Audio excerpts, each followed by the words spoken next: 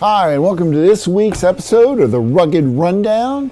And today, the most disappointing features of the Getac X500 fully rugged laptop.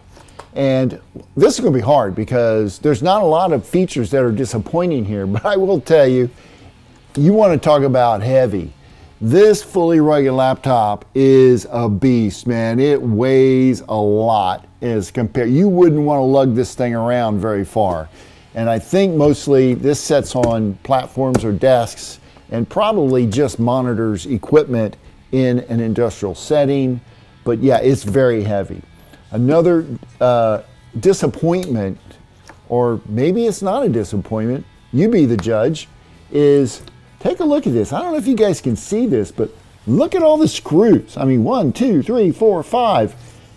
There's got to be 30 to 40 screws to get this bottom plate off. So if you had to do any repairs on this laptop, you're going to spend a lot of time with the screwdriver. That's for sure. Other than that, I mean, I just don't have any other complaints about this unit. The port covers are fantastic. It's got these nice rubber bumpers on the corners. So overall, a great laptop. Well, I hope that gives you some ideas about the X500.